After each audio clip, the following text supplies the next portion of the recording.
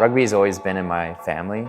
My grandfather played for the under-20 Australian team. He was also captain. And then my brother was 2 years older than me, played Canada under-20s. I always loved growing up and playing all the sports I could, so it's kind of an accumulation of all those little tidbits from all the sports. I definitely love that tactical and technical side of rugby, as well as the speed and just crazy spontaneity of it as well.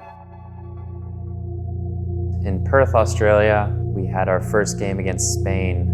I think it was around 10 a.m. in the morning, and there was a little bit of dew on the field.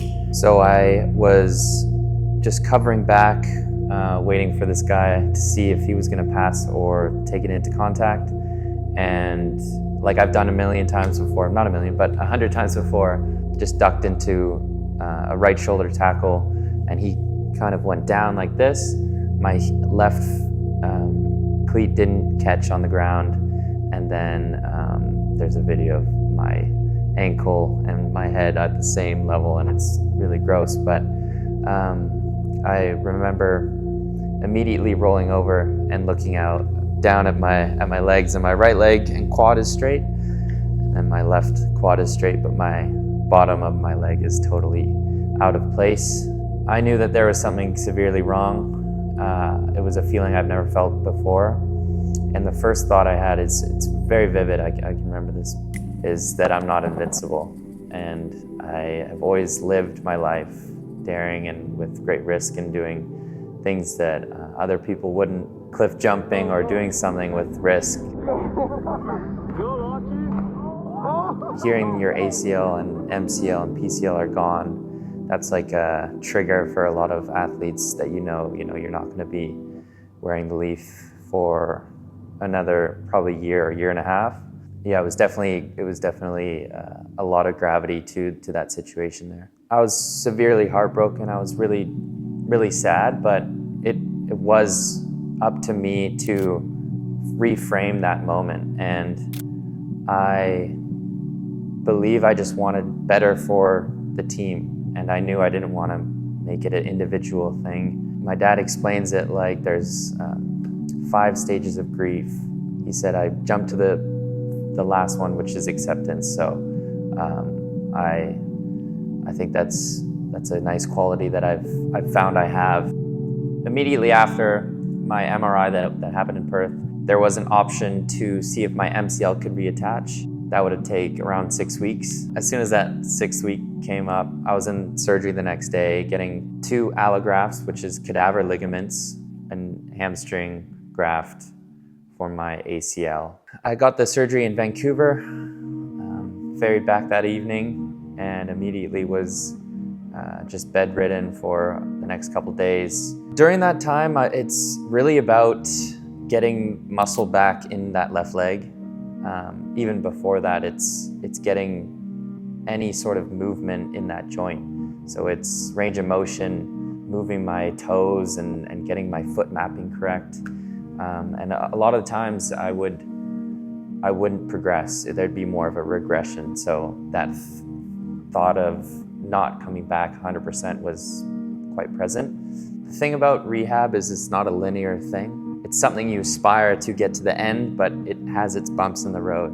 And this is an injury that can not work in the end, but that wasn't going to stop me from doing whatever I can and however I can do it to be back in this jersey and play for my country.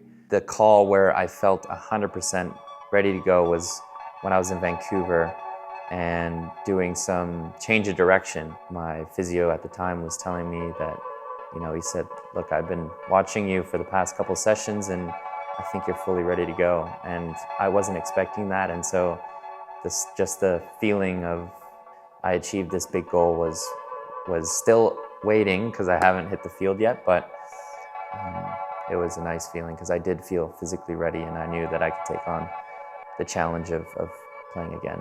My first game back for Team Canada was January 17th in Dubai. I knew that this was going to be a big test for me personally. There was some good teams that we were playing against, and I knew that this was going to be the make or break tournament for my knee, so to speak, to see if I could really take those high-speed collisions, those quick decision-making. I wanted to win that tournament more than anything, and we pulled through and won that tournament as well. So it was a check mark on a lot of boxes for me personally and for our team. Go. Down 2, 1, 2, Canada.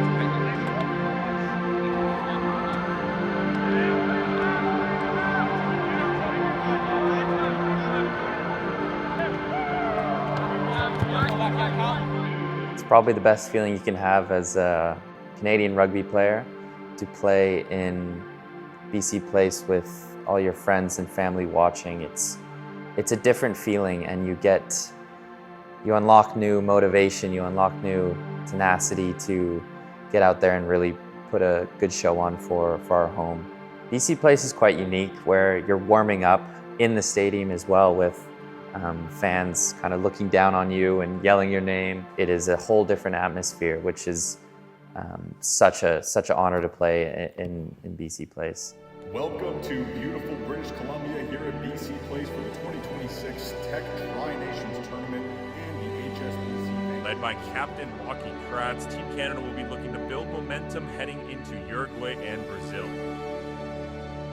For me personally, my goals for this weekend is to just have fun and feel those same feelings I've had in BC Place, and to do it with a group that I've not played a lot with, and share that experience, share the moments with them, and just become closer as a group.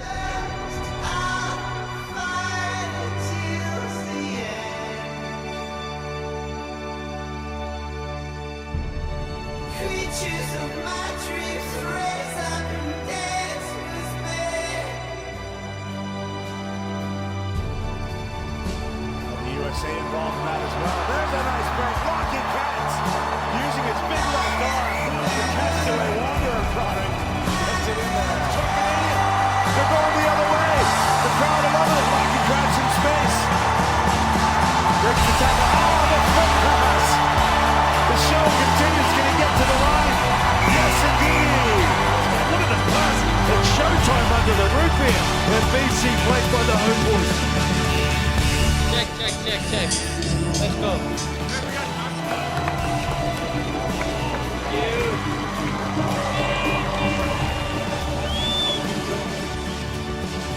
Look, we really showed a really good brand of rugby there. That's how we want to play. We want to play fast. We want to play with tempo. So I think if we take little tidbits from this whole weekend, but put it all together and do performances like that last game, we'll be fine against any team. So really proud of our outfit today, and we have to just carry on into the next tournaments coming up.